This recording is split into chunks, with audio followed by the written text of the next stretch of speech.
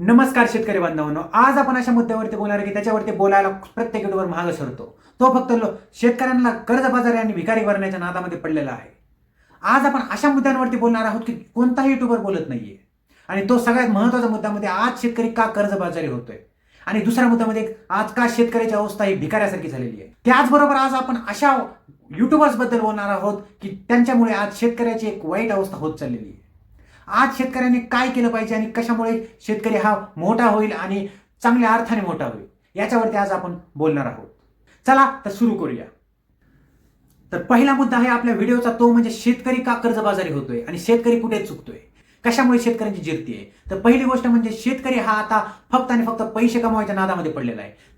त्याला समाजामध्ये काहीच चांगला बदल आणण्याचं पडलंच नाहीये. ज्यावेळेस शेतकरी हा काहीतरी एक चांगला अर्थ घेऊन शेती करतो त्यावेळेस त्याला यशही मिळतं आणि त्याला पैसाही मिळतो आणि लक्ष्मी त्याच्या घरी येते. तर आज आपला महत्त्वाचा मुद्दाच तो आहे की शेतकऱ्यांनी मोठ्या मोठ्या पैशांचे लाखोंचे व्हिडिओ, करोडोंचे व्हिडिओ, एका एकरामध्ये लाखो रुपये, एका एकरामध्ये करोड रुपये असे व्हिडिओ बघतात आणि त्याच्यामुळे शेतकरी फसतो. मी म्हणतो व्हिडिओ बघण्यामध्ये काही चुकीचं नाहीये किंवा बघून तुम्ही लाखो करोड रुपये एका एकरामधून कमवले तरी काही चुकीचं नाहीये.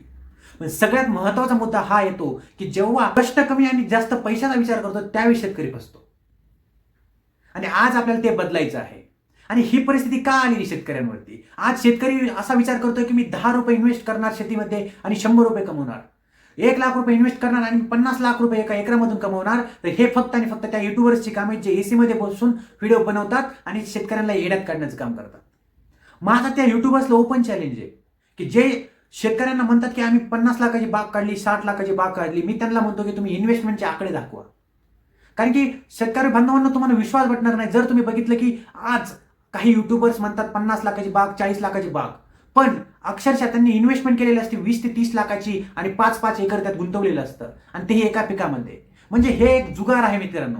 हा एक जुगार असा आहे की त्याच्यामध्ये शेतकरी पटकन फसतोय. तर त्यासाठी शेतकऱ्यांनी काय केलं पाहिजे? असे नालायक युट्यूबर्स आहेत की जे लाखोंचे व्हिडिओ बनवतात आणि तुम्हाला उत्पन्नाचा आकडा सांगतात आणि तुम्हाला सांगत नाहीत की प्रॉफिट किती आहे, त्याच्यामध्ये त्यांनी गुंतवणूक किती केलेली. 20 लाख गुंतवणूक करून जर तुम्हाला 20 लाख गुंतवणूक परत 10 लाख रुपये तुम्हाला सप्लाय चेन मध्ये जर 10 लाख जात आहेत आणि राहतात 10 लाख रुपये हातामध्ये, हे जर युट्यूबर सांगत नसला तर त्या नालायक युट्यूबरचे व्हिडिओ तुम्ही बघायचे बंद करा. तर शेतकरी बांधवांनो, जाता जाता मी तुम्हाला एवढं सांगणार आहे. तर तुम्ही आता काय करायचं? तुम्ही आता करायचं आहे की रिसर्च करायचे आहे, मार्केटमध्ये काय चाललंय हे बघायचं आहे. मार्केटमध्ये तुम्हाला काय करायचं आहे की काय केल्याने तुम्ही पुढच्या काही वर्षांमध्ये तुम्ही लावलेलं पीक वाया जाणार नाहीये. म्हणजे तुम्ही कोणतंही पीक लावताय, कोणताही फळबाग लावताय, कोणतेही भाज्यापाल्या करताय, काही करा, पण त्याच्या आधी तुम्ही मार्केटचा अभ्यास करा की पुढच्या 2 ते 3 वर्षामध्ये ह्या पिकाला, ह्या फळाला काय किंमत असेल. तुम्ही व्यापाऱ्यांशी जाऊन बोला की मार्केटमध्ये कशाचा किती सप्लाय आहे. आणि एवढं करूनही मित्रांनो, मी तुम्हाला माझं स्वतःचं एक मत द्यायला मला आवडेल. ते म्हणजे तुम्ही काय करा, तर तुम्ही एक नाही तर तुम्ही 2, 3, 4, 5 पिके एका एकरामध्ये घ्यायचा प्रयत्न करा की ज्याच्यामुळे एक मिश्र शेती होईल. आणि मिश्र शेतीमुळे ज्यावेळेस तुमचा माल मार्केटमध्ये जायला चालू होईल, एका मालाला भाव नाही भेटला तर बाकीचे 3-4 माल असतील की त्याला भाव नक्कीच भेटेल. 2 मालाला नाही भाव भेटला तर 2 मालाला तरी भेटेलच नक्की. त्याच्याने निदान तुमच्या गणित हे डगमगणार नाही, तुमचा जो इन्व्हेस्टमेंट केलेला पैसा आहे तो वाया जाणार नाही. आणि अशाच इन्फॉर्मेटिव्ह व्हिडिओसाठी आपल्या चॅनलला सबस्क्राईब करा आणि आपल्या व्हिडिओजला लाईक करा, म्हणजे जास्तीत जास्त लोक अवेअर होतील. आणि दुसऱ्या युट्यूबरच्या म्हणण्यामध्ये पडू नका मित्रांनो, कारण की आज तुम्ही जो घामाने कमवलेला पैसा आहे तो वाया नाही गेला पाहिजे. एवढीच माझा प्रयत्न असेल आणि मी हे असेच नवीन रियालिटी चेक्सचे व्हिडिओज घेत येऊन जाणार आहे आणि शेतकरी बांधवाला कसं वरच्या लेवलला कसं इन्फॉर्मेटिव्ह पद्धतीने त्यांना पुढे नेलं जाईल याच्यामध्ये मी प्रयत्न करणार आहे. धन्यवाद. भेटू परत पुढच्या व्हिडिओमध्ये.